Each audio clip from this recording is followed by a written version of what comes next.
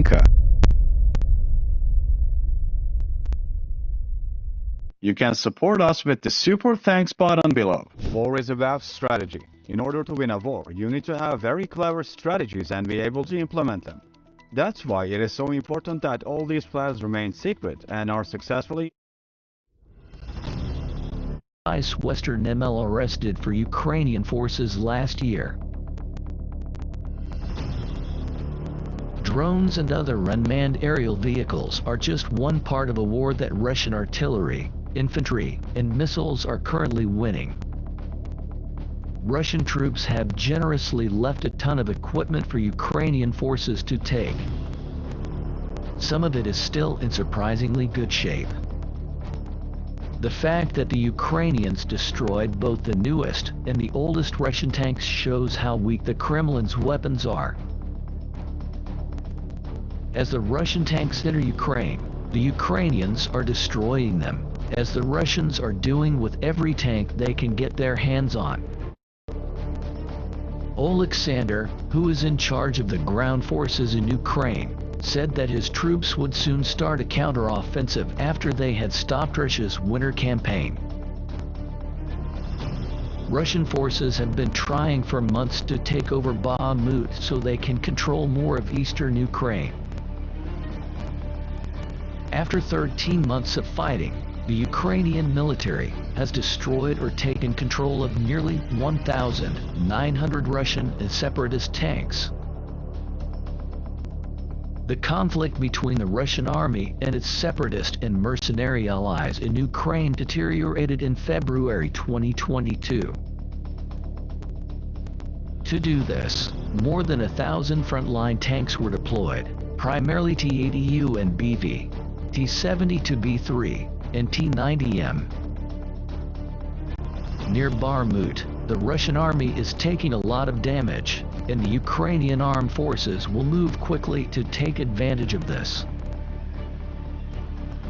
The Ukrainians targeted them with artillery, mines, drones, and shoulder-fired missiles in addition to their own quick-firing T-64 tanks. PMC Wagner employees are the most. The Ukrainian soldiers at the front display amazing strength, courage, and bravery despite the enemy's constant artillery and plane fire. Particularly in the eastern part of the country, the 93rd, 10th, 57th, and 5th Brigades are currently defending their motherland. The Ukrainian Air Force launched 12 attacks against enemy personnel and military hardware clusters in the previous 24 hours, as well as one attack against a Russian air defense missile system. A Russian command post, 3 groups of hostile soldiers, a weapons depot, and an electronic warfare system were all hit by artillery and missiles fired from Ukraine. The day before, Ukrainian defenders in the eastern part of the front stopped 83 enemy attacks. By firing on settlements and vital infrastructure, Russian invaders continue to terrorize the populace. At Bakhmut, there was the bloodiest infantry battle in Europe since World War II. Despite claims in Western media that Russian forces may be attempting to launch offensives in other directions, Russian reports claim that the pace of Russian operations near Bakhmut is reportedly slowing down. On the other hand, the European Union agrees to send Ukraine 1 million artillery shells. The German defense industry claims to be ready to ramp up production, including of the types of weapons and ammunition required by Ukraine. British military intelligence says that the Russian attack on the town may be slowing down. The head of the Russian bounty hunter Wagner Group has already told the Russian Defense Ministry that if the Ukrainian army goes on the offensive, his troops will be cut off from the rest of the Russian forces in eastern Ukraine.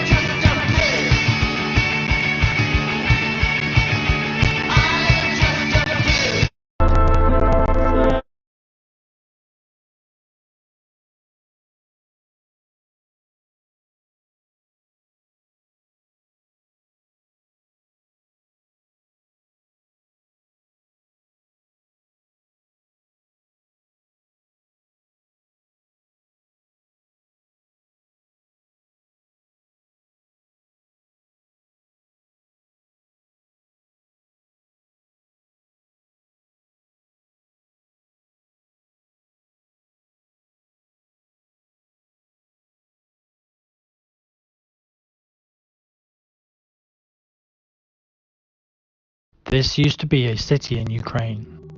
Marinka is, or was, a city near Donetsk in the Donbas region of eastern Ukraine. It used to be home to around 10,000 people. It's been contested by Ukrainian forces and Russian-backed paramilitaries since war broke out in the region in 2014. But new photos and footage show that the city has been practically wiped off the map since Russia launched its full invasion of Ukraine last year. The city is completely destroyed, said Artem Shus, Marinka's police chief. Completely. This used to be a city.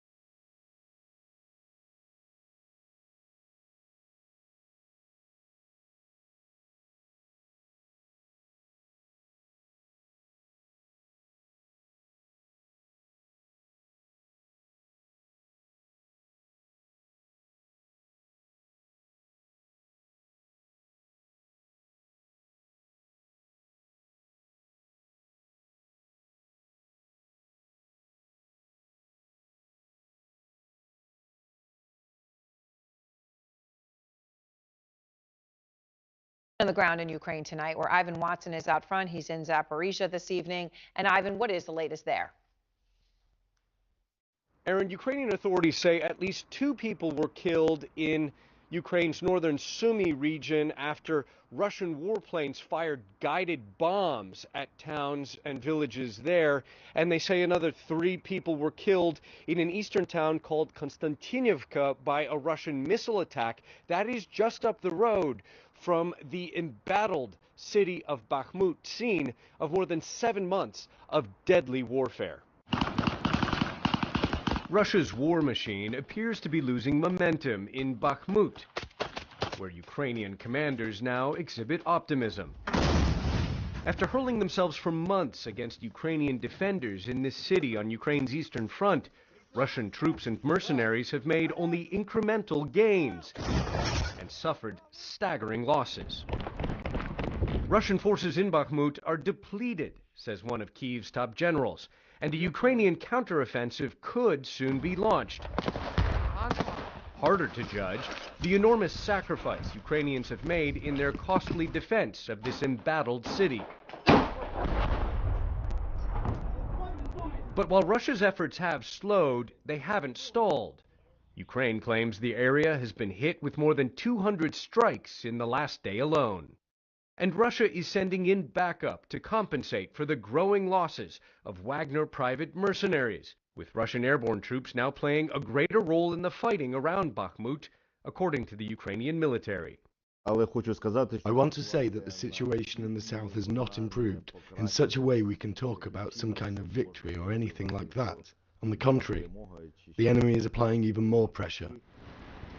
President Volodymyr Zelensky earlier this week paid tribute to the defenders of Bakhmut, visiting Ukraine's eastern front to hand out awards. The deadly grudge match over Bakhmut is far from over. The Ukrainian military says it's using the front lines of Bakhmut to bleed and exhaust the Russian army. But how long can Ukraine afford to fight a bloody war of attrition against its much larger, stronger enemy? Aaron, amid all of this grinding, fighting, we've gotten word of an exchange of sorts. The Ukrainian authorities say that the Russian military handed over the bodies of at least 83 killed Ukrainian soldiers, and that Ukraine handed over an undisclosed number of very seriously wounded Russian troops. The Ukrainians are not calling this a prisoner exchange, rather they're calling it a repatriation that they say they have to do according to international law. Just goes to show that amid the carnage and the killing that is going on day and night on the front lines, there are still some areas of cooperation between Kyiv and Moscow. Aaron? Ivan, thank you very much from Zaporizhia tonight. And I want to go now to Alina Polyakova, a Russian foreign affairs expert and the president and CEO of the Center for European Policy Analysis, along with retired U.S. Army Major General James Spider Marks. And General Marks, I just want to begin with you. Ivan talking about this fighting in Bakhmut. Russian forces clearly are depleted there. You're not just hearing that from Kyiv. It's visible on the front lines. So we understand Russia's sending more of these airborne troops and that they're going to put them there. Now, I know you've had a lot of experience dealing with Russian airborne troops in your time in Europe. So what does that say to you? Well, the Russian airborne troops they paint themselves, just like American airborne troopers, as a pretty elite group. And let's be frank, it is. It's an additional step, it's an additional qualifier that's required in order to join that unit. But once that unit is planted on the ground, their capabilities are not dissimilar to other units that would be there. They just, in many cases, would get there by jumping out of the back end of an aircraft. In this case, in Bakhmut, they won't do that. They'll deploy by trucks or by other means, or they'll walk in. But what I think it demonstrates is that with the airborne troops there, it really is a reinforcement. I don't see this as a relief in place. In other words, that the Wagner group is going to withdraw and then that the airborne troops are going to take their place. That is although it seems very simple, it's a very complicated military operation so that you don't create gaps and vulnerabilities. But I think what the Russian forces are trying to achieve is that this is where they want to make a stand. These airborne troops are there, and this is where they intend to fight. And we've seen what the images look like, and we see what the reports in terms of losses on both sides. Absolutely. And obviously, the incredible loss that this has been for Russia. So if they're putting in more elite forces, I mean, what that says in all ways. We also saw, of course, Alina, the recruitment video, right, that Prigozhin put out. And, in this context, anyone who is now opposing the war in any way, we're seeing more and more response to it, right? Whether being in prison or poisonings or falling out of windows. And I want to play more of what Elvira told us about how concerns for her safety worry her and even for her parents. Here she is. I have absolutely no guarantee for my safety from an objective standpoint. The most important thing is that there are two hostages in this country, my own parents. They're in a completely different city. There's a rather broad range of actions that could be applied to them. I know a lot of people who don't share the Kremlin's views, and they have no guarantee of safety because the repression machine is rolling along with maddening speed. And of course, Selena, she says that they were able to confirm that there were, 4.5 milligrams of this poison in her system. I mean, what does this say to you about how bad things are for anyone who speaks out in Russia right now? Well, Elvira's case is certainly, absolutely heart-wrenching, but unfortunately, it's not unique. As you've reported many times on your program, Aaron, I mean, the list of those who speak out against the regime, who call Russia's war in Ukraine exactly what it is, which is a war, now face really increasingly brutal consequences. It's harassment of your family. Nothing is really off the table. Children are being taken from their parents. In the case of that in Russia as well, of a little girl who drew a picture at 12 years old of a Ukrainian flag with the word war in the picture, and she was basically taken from her father.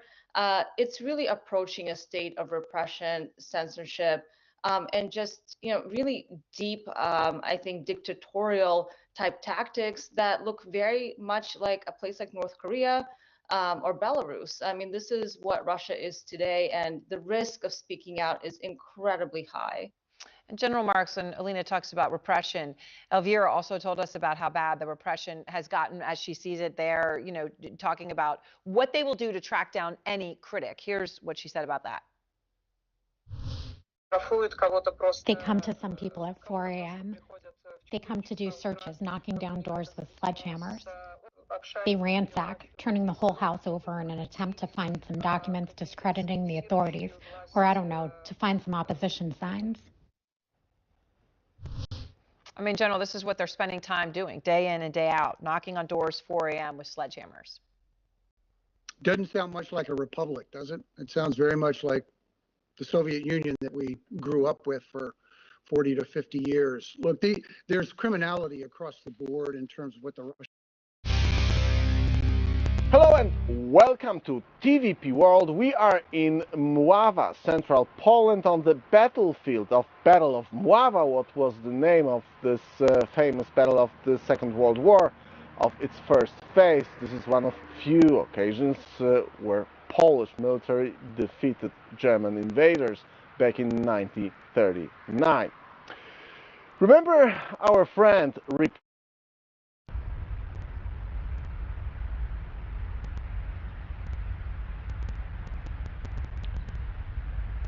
Meanwhile, the Battle of Bakhmut is still on.